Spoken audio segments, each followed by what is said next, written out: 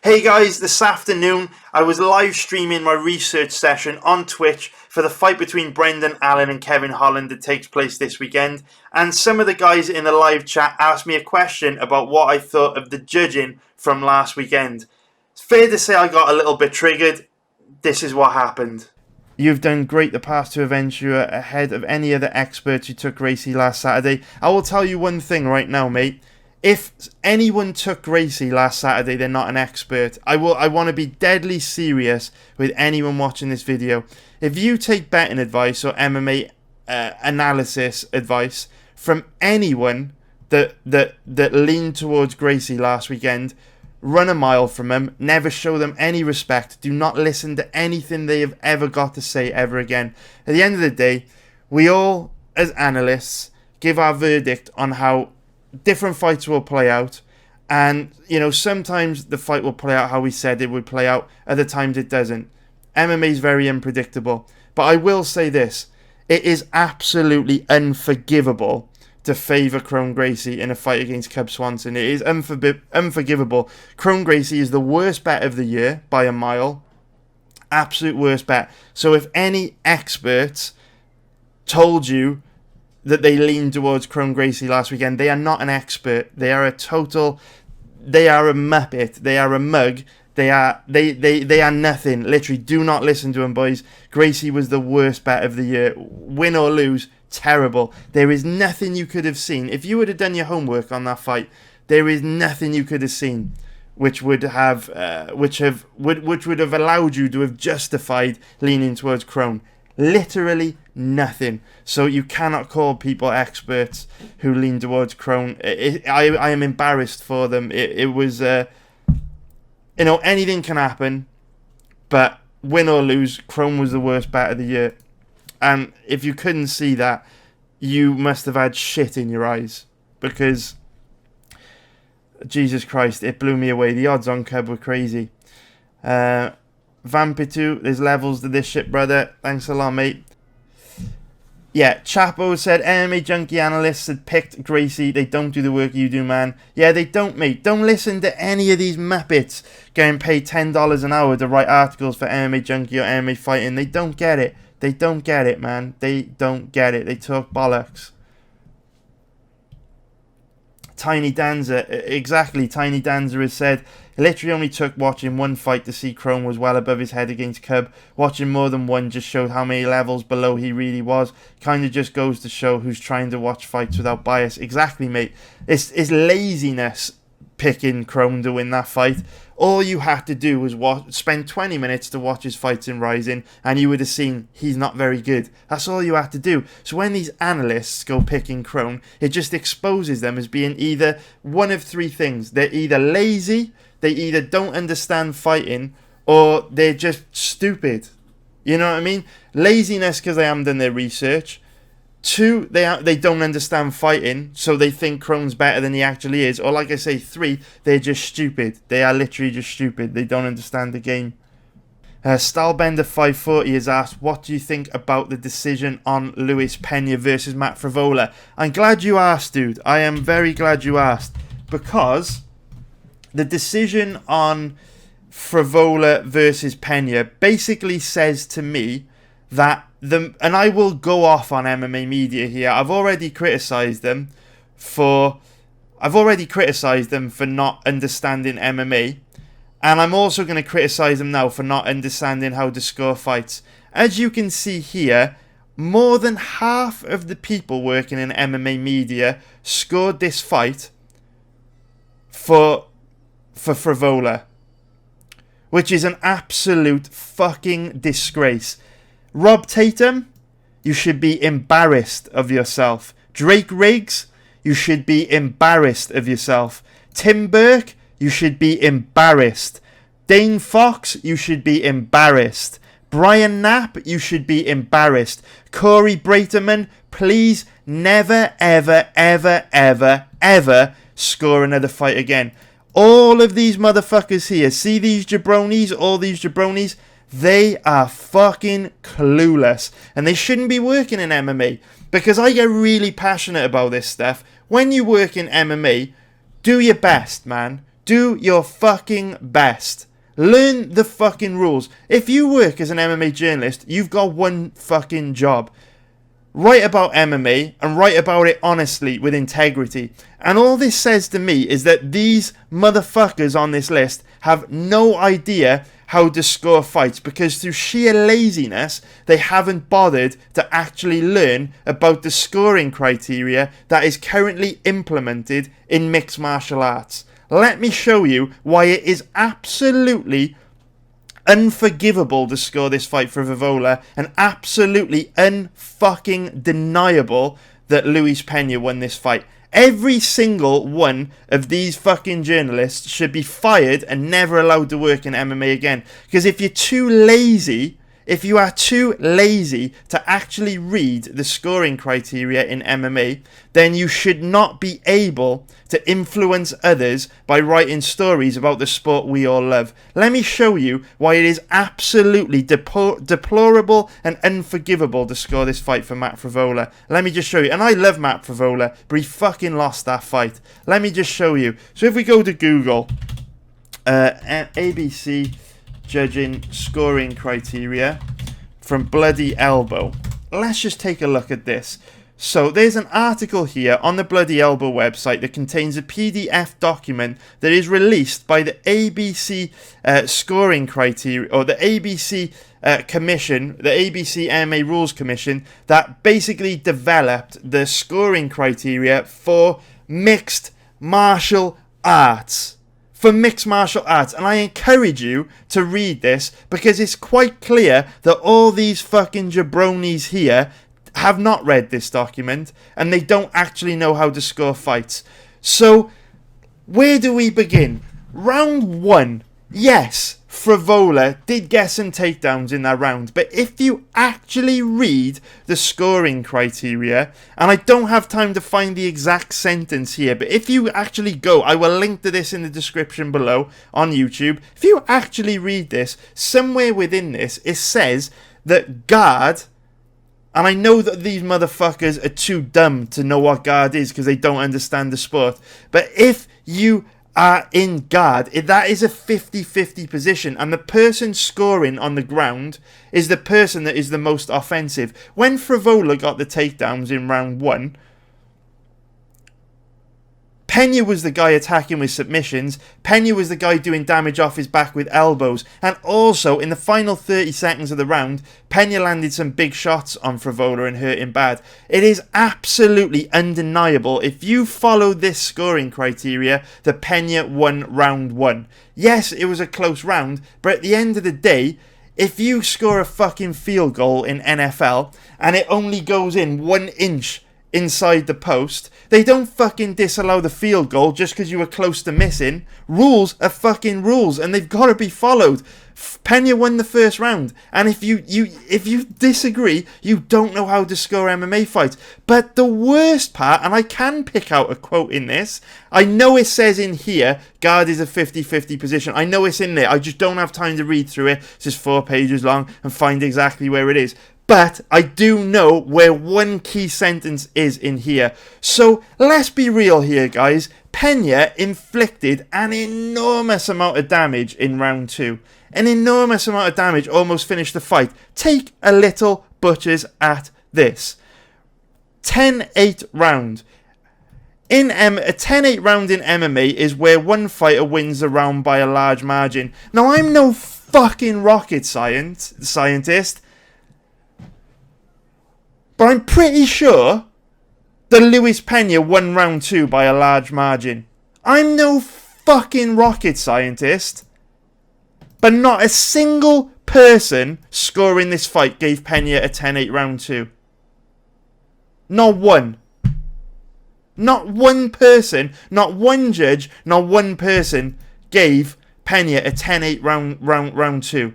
What the fuck have you got to do to get a 10-8 round two? A 10-8 round in MMA is not the most common score a judge will render, but it is absolutely essential to the evolution of the sport and the fairness to the fighters that judges understand and effectively utilize the score of 10-8. A score of 10-8 does not require a fighter to dominate their opponent for 5 minutes of a round. The score of 10-8 is utilised by the judge when the judge sees verifiable actions on the part of either fighter. Judges shall always give a score of 10-8 when the judge has established that one fighter has dominated the action on the ground.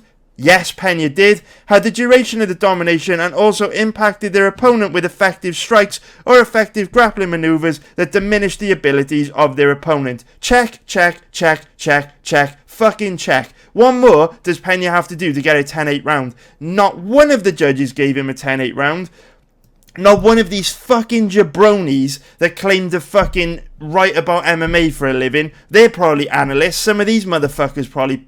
I bet fucking half these motherfuckers picked Cron Gracie last weekend. These fucking analysts, not one single one of them gave Pena a 10-8 round in round 2. So no one understands how to score fights. This is the official MMA judging criteria put together by the ABC MMA Rules Committee. Pena fucking won that fight. And if you are blind and if you don't know how to score MMA and you give Frivola round 1, that's cool, man, but you have to give Pena a 10-8 round 2, which means at best Frivola should have been playing for a draw, because you give Frivola round 1 if you've got shit in your eyes and you're blind. You give Frivola round 3, he definitely won round 3, but the 10-8 round 2 for Pena means that it should have ended up a draw at worst. The best result Frivola should have hoped for was a fucking draw, and no one gave Pena a round 2. Should be every single person here should be fucking ashamed of themselves for not giving a 10-8 round 2, and the fucking judges should be ashamed of themselves as well. Fuck you if you scored this fight for Pena. You don't know how to score MMA, and it makes my fucking blood boil, because what really fucking annoys me about this is you look at a guy like Luis Pena, right? You look at a guy like Pena. Let's bring his record up, right? Luis Pena. Okay, let's take a look at this. Where is it? Tapology. Right, so Luis Pena is very, very young in his career. He's 26 years old, okay? He's probably still on the Ultimate Fighter contract because, you know, he's only had 4 fights in the UFC. So let's take a look. Let's see if we can find out how much he's actually earning. Let's take a look. Let's fucking have a right look at this, you judging cunts. Here we go. This is what we want. This should tell us how much. Here we go. This should tell us how much Luis Pena got paid. So, okay. So, Luis Pena is on a $12,000 show, $12,000 win contract, okay? So he only gets paid $12,000 to fight and then another $12,000 to win for a maximum purse of $24,000. Of course he gets a little bit of Reebok money, whatever, it's irrelevant. Let's just focus on the fucking purse. So the judges... $12,000 ain't shit. By the time you pay training fees, pay for the best quality meats, fruits and vegetables to have a good diet, and by the time you fucking pay taxes from the robbing fucking government, you've got nothing left. You've got nothing left. And these scumbag judges have robbed this man, this talented young fighter, of $12,000. Fuck you. Literally fuck you. He won that fight. It's robbery. It's fucking robbery. If you go up to someone in the street and you steal $12,000 from him, you can phone the police. Not in MMA. Not a fucking damn thing gets done about it. And I don't want to hear anyone say never leave it in the hands of the judges. Get the fuck out of my face with that. Because at the end of the day, this is a sport. You need to be tactical. You need to fight intelligently. Because when you're only getting paid $12,000 to show, $12,000 to win, you need to be strategic. I don't blame Luis Pena for taking the 3rd round off when he's up 2 rounds. Why risk getting knocked out? Why risk taking damage? Why risk getting injured? Can't afford to get injured. Can't afford to be out for a year when you're only getting paid $12,000 fucking dollars. People in McDonald's who work full-time in more than $12,000. So the judges have really held back the progress of a talented young fighter. Because let's be real here. Because he's only earned $12,000, he might have to work a part-time job or something. It's fucking bollocks. It's bollocks. Not a single MMA media person gave him a 10-8 round 2. At worst, that should have been a draw. Read the rules. I will leave a link to it in the description below. It's a disgraceful decision. Fucking disgraceful. Absolutely disgraceful. I'm going to move on now, or this video is going to be super long. It pisses me off. You've robbed a talented young man of $12,000. When I was 26 years old, man, 12 grand was a lot of money to me. It's still a lot of money. 12p's, doesn't matter how much money you got in the bank. $12,000, still $12,000. Don't care if you're fucking Grant Cardone, Jay-Z, or a fucking homeless guy that lives in San Francisco. $12,000, still $12,000. It's a lot of money, man. And you just robbed a talented young fighter of it. Fuck yourself, judges. You robbing corrupt cunts. Do my fucking head in. And shame on you, MMA media, as well. Because you should be writing stories about this. You should be fucking... Instead of writing bullshit stories about Ali Abdelaziz, you know what I mean? You should be focusing on this. Focusing on the fact that young, talented fighters are getting robbed every single fucking weekend on every UFC event. Write about that. I don't give a fuck about Ali Abdelaziz. He's crushing it in the game. His fighters love him. He's making loads of money. Yeah, he's made some mistakes in the past. We all have. Leave the man alone. Leave him alone. And write stories about this. Write stories about corrupt judging. You know why you can't write stories about corrupt judging? MMA journalists, you know why you ain't writing shit about terrible MMA judges. You know why? Because you don't know how to score fights either. Because you're too fucking lazy to read the rules. Fuck off. MMA media, bunch of fucking bollocks, bunch of fucking geeky jabronis earning $8 an hour to write stories about shit you don't even understand. Get out my face.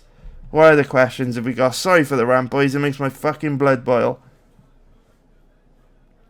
But thank you, Stylebender, for triggering me in the best kind of way, because I feel bad for Luis Pena, man. Turning Screws has said, I lost a big live bet on Pena. It sucks. It does, man. It does, mate. I feel for you, dude. The judges have robbed you, man. A lot of people in the live chat now, you know what I mean, saying you bet Pena and you got robbed. You did get robbed. The judges should have to fucking pay you back out of their own pocket, every penny. Oh, Paul Hardy, definitely not. Paul Hardy's asked if Pena was the worst decision of the year. Definitely not. Not even close. Not even top 5. That Moreno-Askarov fight was... the decision on that was fucking horrendous. We've seen some bad ones this year. Meerschaert Anders was pretty horrendous as well. Meerschaert outstruck Anders 34 strikes to 19 in round 2. Rocked Anders bad in round 3. Anders even said in the post-fight interview he was very badly hurt. And somehow loses a decision 29-28. Every fucking card. It happens every card. And these journalists want to write about managers like Ali Abdelaziz that are crushing it in the game. Has tons of respect from people in the industry. Tons of respect from his fighters. Do you think a bad-ass motherfucking alpha male like Kamaru Usman or Eddie Alvarez or Frankie Edgar would do business with a guy like Ali Abdelaziz if he was as bad as all these bum-faced journalists would have you believe? They should be writing about this. Fucking earn your $8 an hour and fucking write about stuff that matters. You know what I'm saying? You fucking jabronis. Lido says, I'm not even going to go into the Meerschaert Anders one. I'm not going to go into it. I can't do it. I haven't got the energy. I haven't even started breaking the fight down yet. Ask me, Lee, man. Lee Doses. I will rant about the Meerschaert Anders fight. Let's do it in another video, or this is going to be 4 hours long. You know what, boys? You know what? Actually, well, yeah, I will fucking rant about Gerald Meerschaert, actually, and Anders. And then we'll just chop this video into 2 videos. This live stream into 2 videos, right? Let's fucking have a look at what's going on here, shall we? Let's have a look. And let's have a look at UFC stats as well. Let's have a look at UFC stats. Okay, let's take a look. Okay, right. Tim Burke, Corey Braterman. Right, I don't know who these guys are. Boys, I don't know who these guys are. Let's have a look. Who are these 2 fucking jabronis by here? Let me find out. Tim Burke, who are you? Because I am pretty sure this dude, Tim Burke, I recognise his name. Where have I seen his name before? Oh, let's have a look here. Oh, look. Oh, who's this? Oh, what a coincidence. The same fucking jabroni that scored the fight for Frivola scored the fight for Anders as well. Tim Burke, who are you, my friend? Who are you? 8,000 followers. Is this Tim Burke? Is this the dude? It's followed by Submission Radio and UFC. Where is this dude? Where is this dude? Is this definitely the Tim Burke, right? It's gotta be, right? Let's have a look. Oh, his website's as bad as his ability to score MMA fights. Anyway, can I tweet at him? Can I tweet? I don't know if this is the guy. I don't want to send him heat. I don't know if that's the right guy. I presume it is, but it's hard to tell. Who's this other jabroni? Who is it? Corey Breiterman. Who are you? Let me guess, you scored the fight for Favola as well. Yes, you did. You fucking muppet. Let's have a look. Who's this geezer? Corey Breiterman. Where is he? Is this him? Let me explain. What's all this? Yeah, I don't know, man. I don't know. I can't find these geezers on Twitter. Where are they? I can't find them. I can't find them, boys. I can't find them. You know what? I've had enough. Let me find. Who's Drake Riggs? Who's this geezer? Let's have a look. He scored the fight for Favola. Who's this geezer? Drake Riggs. MMA writer. Here we go. Here we go. Here we go. Right. The Hardy family drama. Blah, blah, blah. Okay. You are a fucking muppet, mate. There you go. Have a bit of that. Have a bit of that, Riggs. Bang. And I wish I could message these two jabronis, Breiterman and Burke, because they're even worse. You know what I'm saying? Anyway, let's have a go at this Meerschaert one. Let's have a look at the stats. Are the stats uploaded? Let's take a look. Let's take a look. Where are we? Anders against Meerschaert. Let's take a look. Let's take a look. Please load. Please load. Please load. Jesus, the UFC, they're making enough money. Surely they can invest in a little bit of server action. Okay, this is what I needed to see. So, let's take a look at this. Let's really break it down and analyze it, right? Allegedly, Eric Anders won this fight. Okay? Even though, even the blind MMA media that don't know how to score fights, even the majority of them scored this fight for Meerschaert. Look, 1, 2, 3, 4, 5, 6, 7, 8, 9, 10, 11, 12, 13. 13 out of 15 blind motherfuckers scored this fight for Meerschaert, right? 13 out of 15. How do you score that fight for Anders? Even blind people can score a fight correctly, allegedly, because even fucking Drake Riggs scored this fight for Meerschaert. So how do you score this fight for Anders? Let's have a look at the stats. Okay, Anders definitely won round 1. He outstruck Meerschaert, he landed the bigger power strikes, he got a couple takedowns. Round 1, Anders, no doubt, I have no arguments.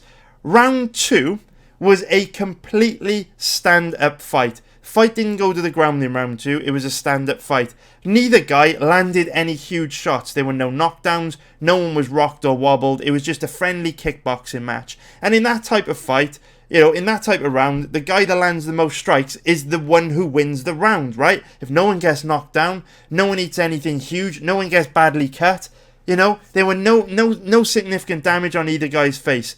So look at the stats of round 2. Look at the stats here. Where have we got it? Okay. Gerald Meerschaert is blue. Eric Anders is red. Meerschaert landed 31 strikes. Anders landed 20. So tell me how Anders won round 2. Tell me how Anders won round 2. Tell me, please, because I don't fucking get it. Now we go on to round 3.